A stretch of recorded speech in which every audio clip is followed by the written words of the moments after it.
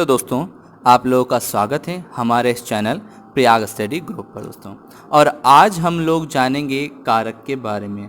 आपको पता होगा कि अभी हाल ही में कुछ एग्ज़ाम नज़दीक में आने वाले हैं, उनकी घोषणाएं धीरे धीरे हो चुकी है, जैसे MPSI जेल पैरी, जिसमें जो आपका हिंदी है वो बहुत ज़्यादा पूछा जाने वाला है। जैसे MPSI है वहाँ 70 नंबर की हिंदी है, वहीं अगर संविदा वर्ग 3 के अगर लेके चले तो वहाँ भी हिंदी पूछी जाएगी और जेल पैरी में भी 20 नंबर की हिंदी आने वाली है।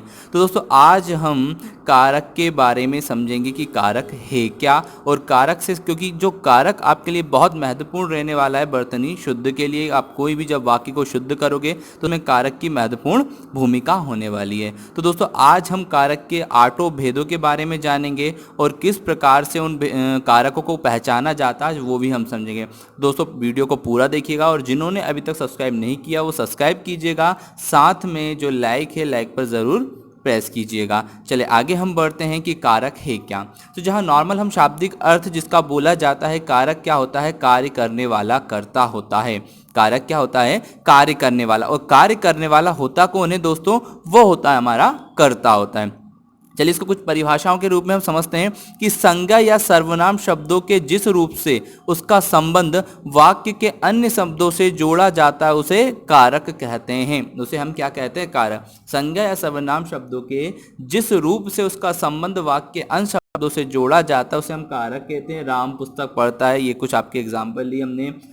मोहन चाकू से सब्जी काट रहा है, रतन अपने भाई के लिए खिलौने खरीदेगा। तो इसमें हम कारक पहचानेंगे कि ये इसमें कारक कौन कौन से होते हैं दोस्तों, ठीक है।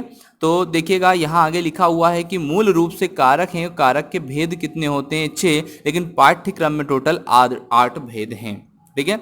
अब ये दो कौन कौन से मैं आपको पहले ही बता दूं। तो ये है दोस्तों आपका एक संबोधन, ठीक है, और एक आ जाएगा संबंध। ये दोनों ऐसे हैं जो इनको रूप से गिना नहीं जाता, लेकिन इनके टोटल मिला के 8 भेद होते हैं, राइट। अब यहाँ देखिएगा कि आपसे बोला जाए विभक्ति क्या है। विभक्ति देखो, कारक भी होता है तो उसकी विभक्ति होती है, ठीक है। तो जो कारकों की पहचान कराता है कि ये कौन सा कारक है वो क्या कहलाती है? विभक्ति कहलाती है। तो उसकी पहचान कराने वाला शब्द ही क्या कहलाती है? विभक्ति कहलाती है दोस्तों, ठीक है। और अगर हम आगे देखें तो जो इसका उपनाम दिया गया है, ठीक है, इसके कौन कौन से उपनाम दिए गए हैं हम उसके बारे में देखते हैं। तो देखिएगा इसके कौन कौन से उपनाम हैं। तो इसके उपनाम में मिल जाएंगे आपको दोस्तों कारक चिन्ह, विभक्ति चिन्ह और उपसर्ग। ये उसके क्या हो गए? उपनाम हो गए, राइट। किसके उपनाम है ये? विभक्ति के उपनाम है। कारक चिन्ह, विभक्ति चिन्ह और परसर्ग। यहाँ कुछ शर्तें आपको दी गई है, तो वो शर्तों को बहुत ध्यानपूर्वक समझिएगा क्योंकि ये महत्वपूर्ण रहने वाली है कि प्रत्येक कारक की अपनी निश्चित विभक्ति होती है, ठीक है। ये आपको कहीं बुक में नहीं मिलने वाला है, जिसको कुछ मौखिक तौर से बताता हूं, तो आप मेरी पूरी बातें सुनिएगा। प्रत्येक कारक की अपनी निश्चित विभक्ति होती है। यदि दो कारकों की विभक्ति समान हो तो वाक्य में उनका व्यवहार अलग अलग हो जाता है, ठीक है। दो कारकों की विभक्ति समान हो तो अगर वाक्य में उनका व्यवहार कैसा हो जाता है? अलग अलग हो जाता है। ये आपको बिल्कुल अच्छे से शर्त याद रखनी होगी। दूसरा, एक वाक्य में एक से अधिक कारक नियुक्त किए जा सकते हैं, लेकिन एक स्थान पर दो कारक नहीं हो सकते। अलग अलग स्थान पर ही कारक होंगे, एक स्थान पर नहीं होंगे। हाँ, एक वाक्य में एक से अधिक कारक हो सकते हैं, लेकिन एक स्थान पर दोस्तों बिल्कुल नहीं होंगे। ये बात भी आप समझ लेना। तो आइए कुछ हम एग्जाम्पल समझते हैं, जो कारक हैं क्या और विभक्ति क्या उनके बारे में समझते हैं। एग्जाम्पल बाद में समझेंगे, पहले हम देखते हैं कि कौन कौन से कारक हैं उनके बारे में देखिएगा। तो यहाँ अगर हम बात करें तो देखिएगा जो कारक है, कारक की विभक्ति होती है, पहचान होती है। अगर आपको कर्ता पहचानना है तो आपको क्या? ने। कर्म को पहचानना है तो को। ये इसकी विभक्ति और ये क्या होगा? आपके पूरा कर्ता होगा दोस्तों, ठीक है। तो आपको याद ऐसे रखना है, कर्ता ने कर्म को करण से माध्यम के द्वारा। जब किसी माध्यम की बात की जाए ना, मैं इनको एग्जाम्पल के साथ आप लोगों को समझाऊंगा दोस्तों। संप्रदान के लिए अपादान से अलग होने के अर्थ में, ठीक है। ये भी एक कारक है, यहाँ लिख दिया गया है, लेकिन ये भी एक कारक है संप्रदान के लिए और अपादान से क्या जाएगा? अलग होने के अर्थ में। संबंध का, के, की, रा, रे, री, ना, ने, नी, ठीक है। तो ये संबंध है और ये इसकी विभक्तियां हैं। वहीं अगर हम आगे बात करें तो अधिकरण में, पे, पर। अधिकरण में, पे, पर आ जाएगा। फिर देखिएगा अगर संबोधन की बात करें, संबोधन की बात करें तो संबोधन में क्या जाएगा? है, अरे, हो, ठीक है। तो इस प्रकार से टोटल कितनी विभक्ति हो गई? 8 विभक्ति हो गई। ठीक है। इन 8 व्यक्ति के बारे में हम फिर से हम समझते हैं। देखिएगा यहाँ पे आपको डेफिनेशन भी समझाऊंगा, साथ में उनके जो एग्जाम्पल है उससे हम समझने वाले हैं। तो देखिएगा दोस्तों, अगर हम कर्ता कारक की बात करें कि जो कर्ता कारक है, तो ऐसा संज्ञा या सर्वनाम शब्द जो क्रिया कर रहा है, ऐसा संज्ञा या सर्वनाम शब्द जो क्रिया करता है वो क्या कहलाता है? कारक कहलाता है। क्या कहलाता है? कारक। उदाहरण के लिए अगर हम देखें तो आपको याद होगा मैंने विभक्ति लिखा था कर्ता ने, कहाँ आ जाए जिसमें ने आ जाए, तो यहाँ लिखा राम ने रावण को मारा, राम ने रावण को मारा, ठीक है। तो ने देखिएगा, को बाद में समझेंगे, यहाँ ने देखिएगा तो ये क्या हो गई? विभक्ति। और कर्ता कारक कौन हो गया दोस्तों? राम। तो अगर यहाँ पूछे इस शब्द में या इस वाक्य में कौन सा शब्द है जो कर्ता कारक है, तो आप उसे क्या बोलोगे? वह कौन सा है? राम है। कौन सा है? राम। अगली डेफिनेशन समझिएगा, जहां लिखा है कर्म कारक, वह क्रिया जिस पर अपना प्रभाव डालती है उस संज्ञा या सर्वनाम को कर्म कारक कहते हैं, ठीक है। देखिएगा, मैंने शाम को पत्र भेजा, मैंने शाम को पत्र भेजा, तो यहां को देखिएगा, ठीक है। अब क्या हो रहा है? शाम को जो क्रिया है, पत्र किसको भेजा है? शाम को भेजा, यानी जो क्रिया है वो किस पर प्रभाव डाल रही है? शाम पर प्रभाव डाल रही है, क्योंकि जो पत्र भेजा है वो किसको भेजा है?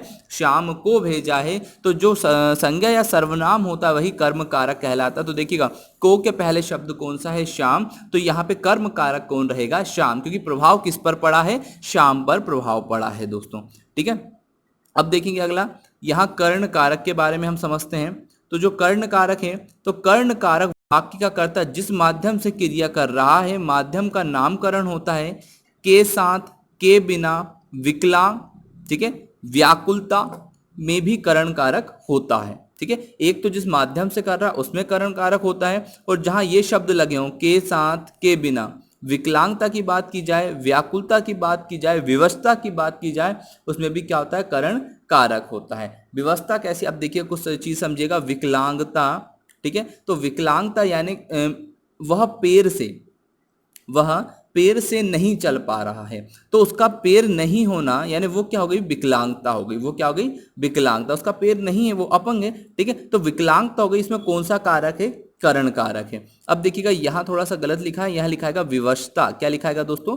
विवशता। विवशता हो जाती है यानी लाचारी। विवशता क्या हो जाती है? लाचारी। कि भाई अगर मैं बोलूं कि मेरे पास पैसे नहीं है, मेरे पास पैसे नहीं है, मैं किताबें कैसे खरीदूं, ठीक है। तो अब ये विवशता है, ये लाचारी है। अब और कोई चीज से तो ये समस्या का हल हो नहीं सकता, तो ये क्या हो गई? इसकी विवशता हो गई। व्याकुलता है ना, मुझे गर्मी से व्याकुल हूं, तो थोड़ा बाहर चले जाएगा, आपकी गर्मी खत्म हो जाएगी, व्याकुलता खत्म। तो हम व्याकुलता यानी परेशानी, तो परेशानी खत्म कर सकते हैं, लेकिन जो लाचारी है उसे खत्म नहीं कर सकते। ये दोनों शब्दों का थोड़ा डिफरेंस हुआ, ठीक है। लेकिन जहां ये बातें आ जाती है वहां भी कौन सा कारक होता है? कर्ण कारक होता है, राइट। पुलिस ने विकास दुबे को डंडे से मारा, पुलिस ने विकास दुबे को डंडे से मारा, ठीक है। तो देखिएगा, यहां से लगा, कर्ता ने कर्म को करण से, आपको याद होगा मैं लिखवाया था, तो यहां इसकी पहचान क्या आ जाएगी दोस्तों? से आ जाएगी। क्या आ जाएगी? से, ठीक है। तो पुलिस ने विकास दुबे को डंडे से मारा। तो अब देखिएगा, से मारा, किससे मारा? जिस माध्यम से, भाई किस माध्यम से क्रिया हो रही है? डंडे से। मारा किससे? डंडे से। तो यहां करण कारक क्या रहेगा? डंडा रहेगा, ठीक है। इतना क्लियर हुआ। आगे हम बढ़ते हैं।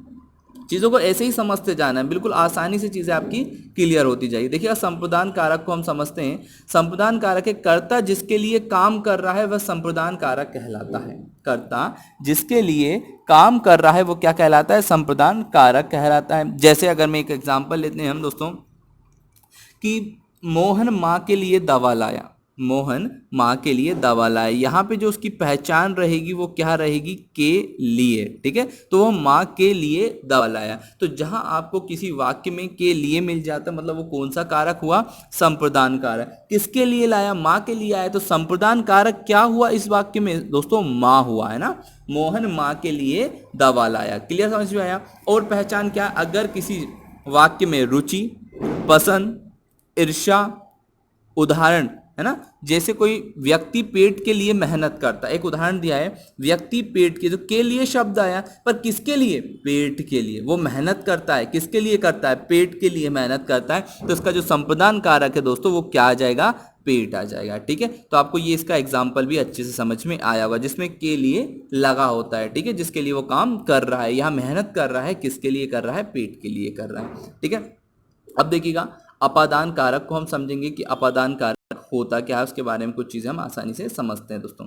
तो अपादान कारक कहता है जब किसी वस्तु का अलग होने का भाव उत्पन्न हो, जब किसी वस्तु में अलग होने का भाव उत्पन्न हो, वहां अपादान कारक होता है, अलग होना, राइट। और जैसे कि अलग होने के लिए आपको कौन से शब्दों का रहेगा कि भाई अलग होना, जैसे से, है ना, क्या जाएगा, से, उससे अलग होना। तो जैसे यहाँ लिखा है कि हिमालय से यमुना निकलती है, भाई जो यमुना है वो किससे अलग हो रही है, हिमालय से अलग हो रही है ना, ये अलग होना है ना, उसका क्या, अलग होने का भाव। हिमालय से जा रही है कौन, यमुना जा रही है, कौन जा रही है, यमुना जा रही है। तो आप आसानी से कह सकते हो कि भाई जो यमुना है वो हिमालय से अलग हो रही है, तो वो कौन सा कारक हो जाएगा, वो हो जाएगा दोस्तों अपादान कारक हो जाएगा। और पहचान देखिए, जिसमें अध्ययन की बात हो, निषेधात्मक हो, जहां विवश बोले तो जहां जुगुस्सा यानी कि घृणा, क्या हो जाएगा, घृणा। आपने विवश रस का एग्जाम्पल याद होगा आप लोगों को, उसका उदाहरण याद होगा कि वहां जिसमें बोला जाता है कि सिर पर बैठो काग, आंख दो खात निकारत, खींचई जी बही शियार। ठीक है, तो वहां पे क्या होता है कि कोई ऐसा एक जानवर है जो मर गया है और बाहर पड़ा है, तो वहां पे कोई उसके ऊपर बैठते हैं और उसकी दोनों आंखों को लोसते हैं ना, तो वहां पे क्या आ जाएगा, घृणा सी आने लगती है। तो जहां घृणा आ जाए वहां भी अपादान कारक होता है। डर, अलग होना, तुलना करना, जिन वाक्यों में इनका बोध हो वहां भी कौन सा कारक होता है, अपादान कारक होता है।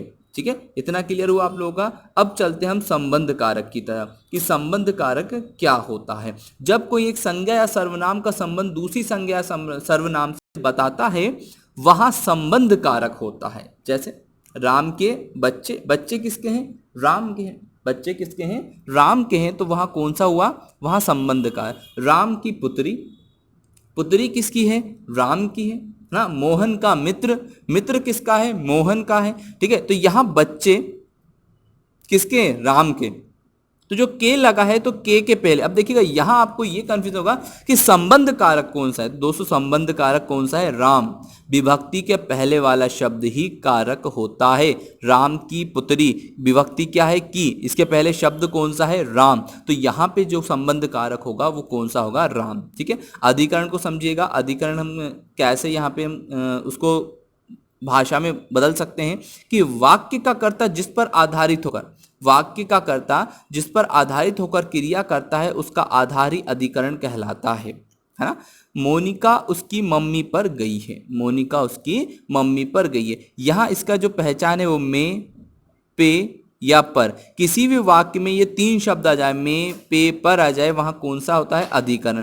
मोनिका उसकी मम्मी पर गई है, ये विभक्ति, और विभक्ति के पहले वाला शब्द मम्मी, यानी आधारित किस पर है, वो मम्मी पर आधारित है। ठीक है, वो मम्मी पर गई है। ठीक है, तो यहाँ शब्द कौन सा आया, पर, और विभक्ति के पहले वाला शब्द ही क्या कहलाता है, कारक कहलाता है। यहाँ कौन सा कारक होगा, यहाँ अधिकरण कारक होगा दोस्तों। संबोधन कारक देखिएगा जो लास्ट आपका बचता है। संबोधन कारक में क्या कहता है कि जिस भाव से किसी को पुकारा जाए, जिस भावना से किसी को पुकारा जाए, वहां क्या होता है, संबोधन कारक होता है। कि और हम कह सकते हैं कि जो विस्मयादि बोधक अपव्यय होते हैं, ठीक है, वहां भी संबोधन होता है। हे वीरो मातृभूमि तुम्हें पुकार रही है, ये ऐसे विस्मय बोधक जहां चिन्ह लग जाता है वहां संबोधन कारक ही कहलाता है दोस्तों। अब यहां समझिएगा, मैं जब से बोलते आ रहा हूं कि विभक्ति के पहले वाला शब्द ही कारक कहलाता है, लेकिन संबोधन कारक में विभक्ति के बाद वाला शब्द कारक कहलाते। जैसे हे वीरो के बाद क्या है, मातृभूमि, तो यहाँ संबोधन कारक कौन सा होगा, मातृभूमि होगा दोस्तों। ठीक है, और देखिएगा कुछ चीजें हम और समझेंगे, कारक पहचान की महत्वपूर्ण भूमिका क्या होती है। तो यहां हमसे बोला है कि कर्ता से लेकर अधिकरण तक कारकों के वाक्य में जहां विभक्ति लिखी होती है उससे ठीक पहले शब्द विभक्ति को कारक कहा जाता है। ठीक है, कर्ता से अधिकरण, जो कि मैंने अभी आपको बताया था। और जो आपका संबोधन लास्ट का होता है उसमें विभक्ति के बाद वाला शब्द ही क्या कहलाता है, कारक कहलाता है। अब आपके एग्जाम में क्या पूछा जाएगा कि राम ने धर्म के लिए बाण से रावण को मारा, राम ने धर्म के लिए बाण से रावण को मारा, और इसमें आपसे पूछ ले कर्ता कौन, तो आप कर्ता कौन है, तो भाई कर्ता ने कहाँ लगा है, यहाँ पर ने से पहले क्या लिखा हुआ है, राम, तो कर्ता कौन हो गया, राम। ठीक है। संप्रदान आपको याद होगा के लिए, तो के लिए के पहले कौन है दोस्तों, धर्म, तो संप्रदान कारक कौन सा हो गया, धर्म। करण से, तो से के पहले क्या लिखा हुआ है, बाण, तो करण कारक कौन हो गया, बाण, ठीक है। कर्म को, ठीक है, तो को किसके पहले लगा है, रावण, तो जो रावण है वो क्या है, कर्म कारक है। तो आपसे कर्ता कारक पूछे, संप्रदान कारक पूछे, करण कारक पूछे या कर्म कारक पूछे तो आप ऐसे आसानी से बता सकते हैं। लेकिन आपको जैसे मैंने टेबल बनाई थी, आपको वैसी टेबल बनानी पड़ेगी दोस्तों, ठीक है। अगर आप वैसी टेबल बनाओगे तो आपको आसानी से याद हो जाएगा कि उस जो हमारा पूरा जितना भी हमने कारक लिखे हैं दोस्तों। इसी प्रकार से आप जैसे यहाँ पे बना हुआ है टेबल, वैसे ही टेबल आपको बनानी है और याद रखना है कर्ता ने, यानी ने उसकी पहचान है कर्ता कारक की, को किसकी पहचान है, कर्म कारक की, से किसकी पहचान है, करण की। तो आपको ऐसे पूरी चीज़ें याद रखनी है और टेबल बनानी है और इसको कम से कम 4-5 बार रिवाइज कर लेना है, ठीक है। समझ में ना आए तो एक बार वीडियो को और देखिएगा, बहुत अच्छे से आपको समझ में आएगा दोस्तों। इसकी जो PDF है वो मैं आपको टेलीग्राम पर दे दूंगा, तो यहाँ पे नीचे लास्ट में आपको टेलीग्राम की लिंक दी गई है, वहाँ से आप टेलीग्राम पर पहुँच कर PDF डाउनलोड भी कर सकते हो। तो आज की वीडियो में इतना ही, धन्यवाद, जय हिंद।